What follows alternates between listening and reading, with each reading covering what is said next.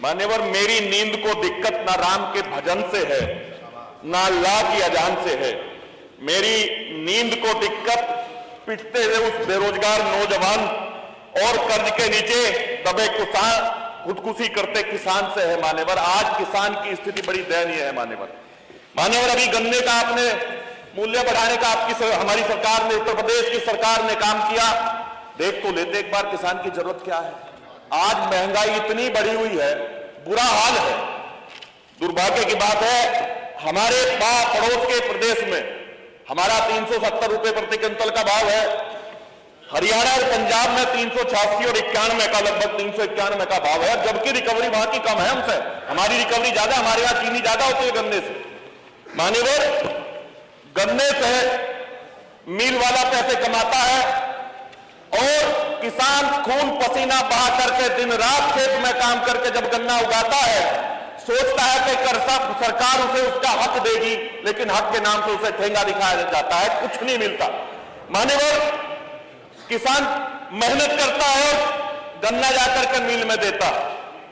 मिल वाला गन्ने से शीरा बेचता है, मैली बेचता है, भूसी बेचता है, चीनी बेचता है, एथेनॉल बेचता है और अब तो बिजली बना करके बेचने का काम करता है। किसान को कुछ मिल नहीं पाता। मान्यवर, किसान का उल्टा स्थिति होगी। पहले खाद आता था, 50 किलो का पैकेट आता था, थैला आता था वो, अब उसका रेट बढ़ा दिया और वजन घटा दिया, 40 किलो का वो रेट कर दिया।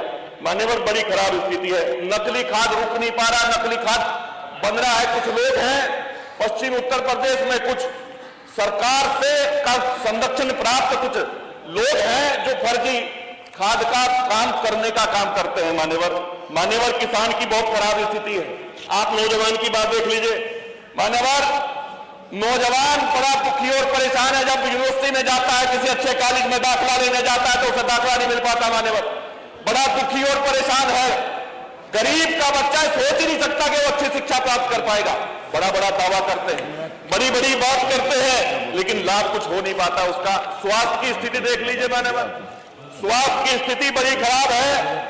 मुजफ्फरनगर ने भारतीय जनता पार्टी को बहुत कुछ देने का काम किया। याद होगा 2014 का समय, बहुत कुछ देने का काम किया। उसके बाद भारतीय जनता पार्टी की देश में सरकार बनी। मान्यवर, मुजफ्फरनगर को विकास के लिए भी देख लेते। बड़े हमारे पड़ोसी मंत्री जी यहां बैठे हैं। मुजफ्फरनगर में सरकारी मेडिकल कॉलेज होने की आवश्यकता थी, लेकिन कोई सरकारी मेडिकल कॉलेज वहां नहीं हुआ। जब आप बात करते हैं कि हम हर जनपद मुख्यालय में मेडिकल कॉलेज खोलने का काम करेंगे, तो सरकारी खोलने का काम होना चाहिए और मुजफ्फरनगर में सरकारी मेडिकल खोलना चाहिए।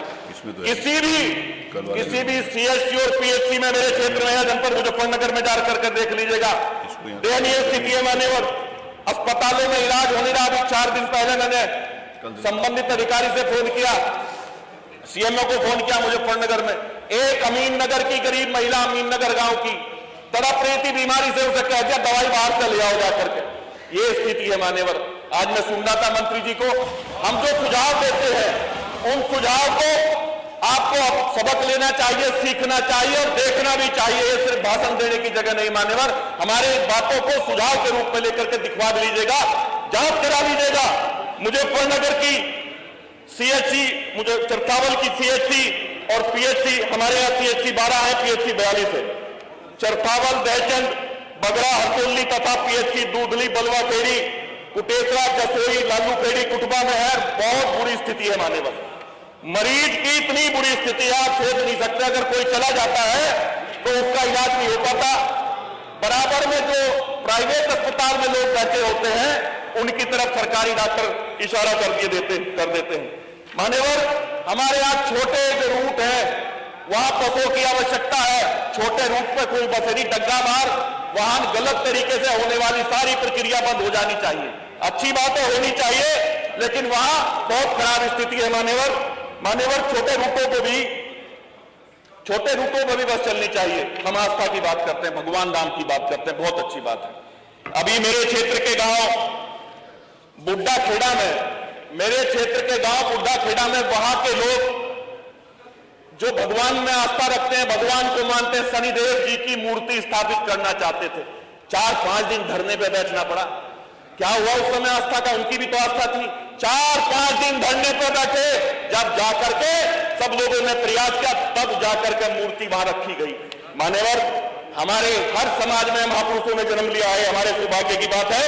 हिंदुस्तान की धरती ऐसी बलिदान की धरती है कि हर जाति, हर धर्म, हर वर्ग में देश के लिए अपने प्राण की आहुति देने वाले लोग हैं। मान्यवर, हमारे क्षेत्र के गांव रोहनी हरजीपुर में महापुरुष धीर सिंह पुंडीर राजपूत पुंडीरों के जो वंशज हैं, उनकी मूर्ति लगने नहीं दी जा रही। मान्यवर, सरकार को संज्ञान लेना चाहिए। मंत्री जी, आप जिस कुर्सी पर बैठे हैं, आपको संज्ञान लेना चाहिए उस महापुरुष की। क्या गलती थी? उसने देश के लिए काम किया, समाज के लिए काम किया। अगर आज उसके प्रति आस्था के चलते लोग मूर्ति लगाना चाहते तो काहे को मूर्ति को रोका जा रहा है? मान्यवर, कहना और करने में बड़ा करनी और कतरीन बड़ा अंतर है। ये कहते कुछ है और करते कुछ है, कुछ दिखाई नहीं देता। बिजली के नाम पे आज भी लुटाई की जा रही है। किसान का पैसा नहीं देते, किसान का समय से भुगतान नहीं होता। जाकर के देख लीजिएगा जनपद शामली और बागपत की स्थिति क्या है। जनपद शामली में, बुढ़ाना में आज भी भुगतान पूरा नहीं किया गया है। आप कहते हैं कि हमने इतना लाखों करोड़ रुपया बकाया भुगतान कर दिया। आपने भुगतान किया तो जो बचा है उसकी जिम्मेदारी किसकी है? अगर किसान का 1 रुपया भी बचा है तो दायित्व आपका है कि उसका भुगतान समय से हो जाना चाहिए। किसान की तो खेती के अलावा और कोई कमाई है ही नहीं। मान्यवर, मैं पुनः दोहराऊंगा कि 20 रुपए प्रति क्विंटल से कुछ नहीं होता किसान का भला। किसान के साथ अन्याय मत करें मान्यवर। और मान्यवर, बार बार मलिन बस्ती का जिक्र आता है, मैंने मलिन बस्ती के संदर्भ में आज भी सुना। मान्यवर, भगवान श्री राम को और सभी परमपिता परमेश्वर को मानने वाले लोग मलिन बस्ती में भी रहते हैं। आप जब कहते हैं कि हमने विकास की गंगा बहाने का काम किया, तो क्या कारण है कि मलिन बस्ती को आज भी मलिन बस्ती कहा जाता? क्या कारण है बताइएगा?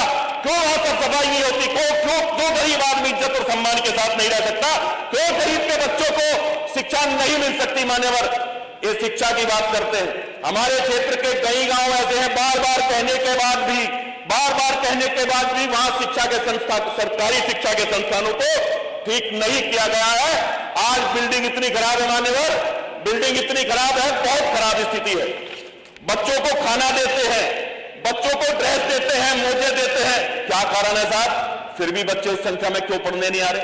अरे, जो खामियां है उसको सुधारना चाहिए, उसमें सुधार करना चाहिए। मान्यवर, हम अपराध की अगर बात करें तो आज अपराध सिर्फ पेपर में तो कह सकते हैं, ये अपने दावों में कह सकते हैं। घटात साइबर क्राइम की स्थिति देख लीजिएगा। रोज हर दूसरा आदमी साइबर क्राइम से प्रभावित है। इतने फ्रॉड हैं, इतने फ्रॉड होते हैं, तरह तरह के फरोड़ी घूमने का काम करते हैं और लोगों को ठगने का काम करते हैं। हमारे नेता आदरणीय मनोज पांडे जी के साथ भी फ्रॉड हुआ, ये गंभीर बात है। वो एक सदन के सदस्य हैं जिस सदन में प्रदेश की नीतियां बनाने का काम किया जाता है। माननीय अध्यक्ष जी, अगर हम भी इस सरकार के चलते सुरक्षित नहीं है तो कौन सुरक्षित होगा? हम उस व्यक्ति की आवाज कैसे उठाएंगे जो हमें चुन करके यहां भेजता है? मान्यवर, जनपद मुजफ्फरनगर में एम्स की तर्ज पे एक बड़ा अस्पताल खुलना चाहिए। मान्यवर, हम ITI का कोर्स चलाते हैं। ITI लोग करते हैं, लेकिन एक बात समझ में आती, रोजगार मेले तो लगते हैं। सर्वे करा लीजिएगा, रोजगार मेले में जो लोग जाते हैं वो कितने दिन नौकरी कर पाते हैं? कोई रोजगार उन्हें मिल नहीं पाता। मान्यवर, जब हम प्राइवेट स्कूल खोलते हैं ITI के लिए या किसी भी तकनीकी कोर्स के लिए, तो हमें स्कूल प्राइवेट हो या सरकारी हो, स्कूल जितने खुलते हैं उसी रेशो में हमें रोजगार भी दिलाने का काम किया जाना चाहिए। मान्यवर, सरकार की जिम्मेदारी बनती है। आज बेरोजगारी की स्थिति बहुत खराब है। मान्यवर, लोग आते हैं, टीचर्स आते हैं, यहां अपनी बात करने का प्रयास करते हैं तो महिलाओं को, पुरुषों को पीटा जाता है। ऐसी कोई सरकार नहीं थी। आप बड़ी बड़ी बात करते हैं, लेकिन सरकार का जो दायित्व है उस पर खरा उतरना चाहिए। मान्यवर, बार बार सरकारी कर्मचारियों के लिए हमने मांग की।